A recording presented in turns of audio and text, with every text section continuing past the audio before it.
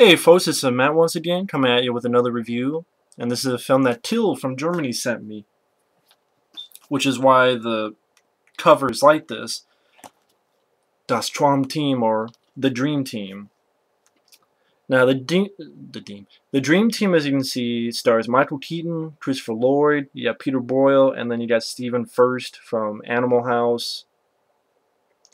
And they pretty much play mental patients. And their doctor, played by... I figured it'd be on the back here. But I believe it's the same guy. He was also in Batteries Not Included. First off, before I get into that, directed by a guy named Howard Zieff, who unfortunately is no longer with us. And he directed films like Private Benjamin, which I haven't seen Private Benjamin. My Girl 2, The Main Event. And yeah, Dennis Boutsikaris. He plays their doctor, who was in Batteries Not Included. He had a tiny role in Crocodile Dundee too. I remember in Batteries Not Included the most. And yeah, he's a doctor who takes his 4 patients out to a baseball game. Going to take them to a baseball game, but then Stephen Furst needs to use the restroom, and they go off. The doctor inadvertently is a witness to a crime, gets knocked out, has to be rushed to the hospital. Of course, Stephen Furst's character doesn't really talk. He comes back. The other patients are wondering what's going on. And now it's pretty much these guys stuck in New York trying to figure out, what to do next. Michael Keaton's character, he is a writer. He's a pretty angry, violent guy. He makes shit up. He definitely stretches the truth out. Christopher Lloyd's character, he's kind of like what Tony Shalhoub would be in Monk, the TV show Monk. He's very proper, very clean, organized. He likes to think of himself as a doctor, Christopher Lloyd's character. Peter Boyle's character was like an accountant or something, or stock market guy maybe. I forget exactly what it was. Not accountant, I think stock market. He was a guy in a business. And now he believes he's Jesus, and he's a religious fanatic guy. And then Stephen Furst, he's pretty much a couch potato, which he doesn't talk. And once in a while, if he talks, it's in baseball analogies, like batter up or home run or something like that. He doesn't really say home run, but batter up or something like that. And pretty much these 4 guys try to find out what to do, find their doctor, and then of course the doctor was a witness to a crime, and the bad guys are actually cops. One of them's actually James Remar, who's the bad guy in 48 Hours and a lot of other movies. And this movie gets like a 6.4 on IMDb. This is a little bit too high for me. I like the film okay. I would say I like the film okay. I like the film. But mainly I like the film for the cast. It's a harmless movie. It's a harmless film. But Stephen Furst, not so much. I'm not really... Stephen Furst, I could take him or leave him. His baseball analogies kind of got annoying, and I didn't really care about Stephen Furst. But these guys were fun. Michael Keaton, Christopher Lloyd, Peter Boyle, they were fun. They're really why I like the movie, especially Michael Keaton. Like him trying to ping pong with this guy, and the guy can barely move. He's like, hey, if you learn that backswing, it'll be a dark day in Peking, babe. Of course, there's later on where he tells the Wolfen story. He actually references Wolfen, which I'm like, was Wolfen really that big of a hit? Like, does anyone really remember Wolfen? So it's just weird in 1989 that they would reference Wolfen. But Michael Keaton does. And he goes, you guys see Wolfen? Yeah, they filmed that down here. Yeah. Yeah, those were, they were real wolves, and they would kill people. They got the shit hanging out of their mouths and stuff. Hey, that was a true story, by the way. Yeah, that was a true story. They filmed it around here. And he goes, oh, and Peter Boyle and Christopher Lloyd, like, freaked out a bit. So you have some fun stuff like that. Michael Keaton being angry at the beginning, where Christopher Lloyd wants him to straighten out the chair. It's like, fine, I'll straighten out the chair. And then just throws the chair, and then when the doctor comes in, the chair's stuck in the window. And Michael Keaton saying stuff like, it's hard to take orders from a guy who irons his socks. And, when he walks out, it's like, it's great to be young and insane. So I think Michael Keaton's having a lot of fun, and I like some of the other actors. I like the guy who plays the doctor, again, who was in Batteries Not Included. And it's a harmless film. It's a film that's really doesn't get me mad on anything. Like I said, Stephen Furst has to use the bathroom while they're on the way to a baseball game, because the doctor wants to get him out of the loony bin for a bit, like a field trip. But then, like I said, the doctor gets knocked down, hospital. Stephen Furst doesn't talk unless it's baseball stuff, so the other people don't know what's going on.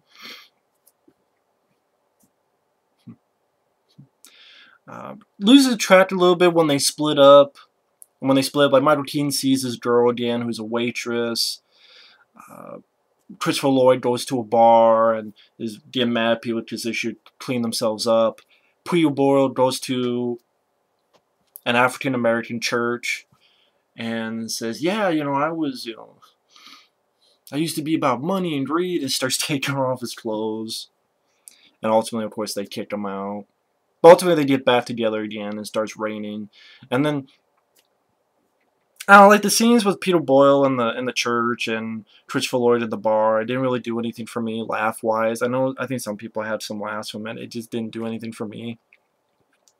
Although I like Michael Keaton, getting to know his girl again, and this girl does have someone, but she's kind of misses his excitement as the movie goes along, misses, like, hey, you're exciting to be around.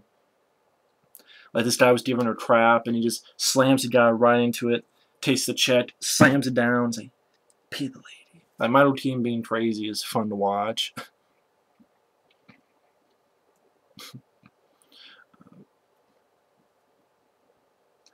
I forget who it was. I think I had a laugh where Christopher Lloyd was in Peter Boyle's way or something, and Peter Boyle says, "Out of my way, asshole." I like Peter Boyle. I remember him in a X-Files episode, Clive Bruckman's Final Repose, some movies like Young Frankenstein. It's nice to see him talk like that.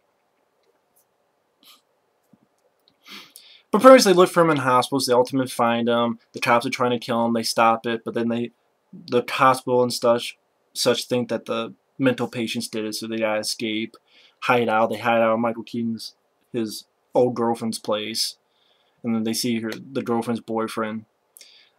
And I like Peter Boyle's like, "I'm a friend of all men. We come for your money, Ed." And sort of ultimately they start getting picked up by the cops.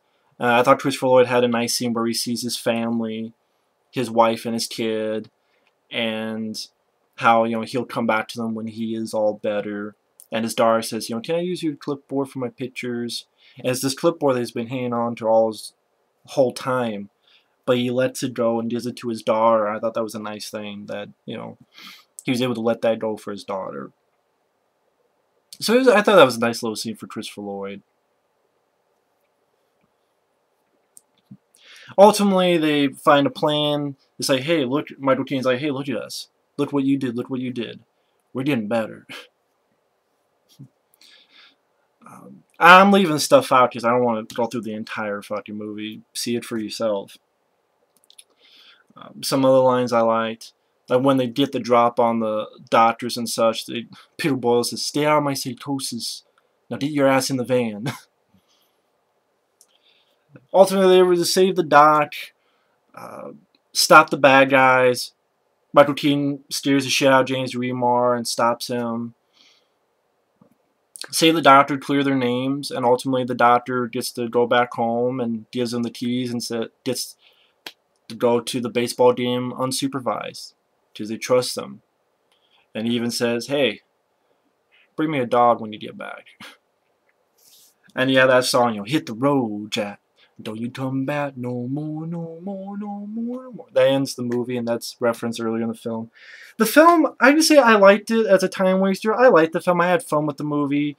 The plot really is inconsequential. It's not much to it. It's not a laugh-out-loud riot. Once in a while, the religious shit from Peter Boyle, like in the church, I didn't really wasn't really interested. Stephen Furst, to be honest, you could completely take him out of the movie. But I guess, he's the plot device that he's the one who can't talk. Otherwise, if anyone else, they could have just told him where the hospital was and the movie would be over more quickly. The whole thing with the cops that want to kill the doc is like, okay, whatever. Really, the only reason to see this is for these guys, and I thought these guys worked well together. It was nice to see all these guys together. I thought Michael Keaton was fun to watch. Christopher Lloyd did a good job for his role. Overall, I like Peter Boyle's performance. I like the doctor. The guy was not included. I like the Lorraine Bracco, who's Michael Keaton's old girlfriend, sort of becomes his girlfriend again at the end of the film. I thought she was good too. The Dream Team I have fun with. I had some fun with it. I was entertained by it. It's not a laugh out loud ride for me. I couldn't say I laughed a lot during it, but at the same time I wasn't really bored with it either. And I'm glad to have it. I'm glad to have it in my collection. I'm glad to have an actual DVD. If you're wondering, no, there's no features on it. No, I don't know how this did at the box office. I could look it up real quick. This came out in 1989, the same year as Michael Keaton's Batman came out, actually, weirdly enough. Had a mixed reception when it came out.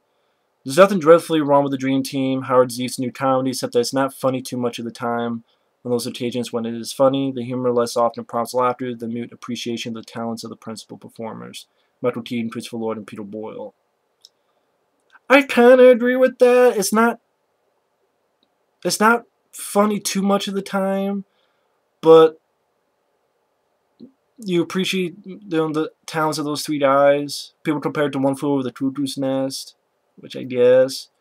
Debut at number 2, where it made $5.7 million. Opened only one number shy of a competing Paramount film, Major League. So Major League, I'd probably say I like Major League more than this one. But it cost $15 million, which, to be honest, I don't know why it cost $15 million. It says it made $28 million. So it cost 15 and made 28 million. That's a hit. I mean, advertising probably wasn't that much. I mean, let's say half of that, 21 or 22. See, it's about 7 million, so it's about 22 million. If it was that much, it made 28 million. So it made a little bit of money. It wasn't a flop, but it definitely wasn't a hit. Like, this came out in April of '89, and of course, a little bit later, Michael Keaton would have Batman. And yeah, I could say I like Batman more than this. But I still enjoy the Dream Team. I had fun with it. I liked the film. I don't think it's that bad of a film. It's worth a watch if you like Michael Keaton. You've probably already seen this. If you like Michael Keaton, you haven't seen the Dream Team, it's worth a watch. I thought he was good in it. And overall, entertaining movie. A fun flick. Not a favorite of mine. Not to go down as a really memorable movie. But at the same time, I had some fun with it. But it's not perfect. It didn't get lots of laughs from me. Again, the plot, not much. The dirty cops, Stephen Furst, I could really take them or leave them. But for these three guys, overall I liked it more than I didn't like it. But either way, not too bad of a film. Can't say I loved it though. But anyway, thanks for watching. Take care, and we'll see you later. Bye-bye.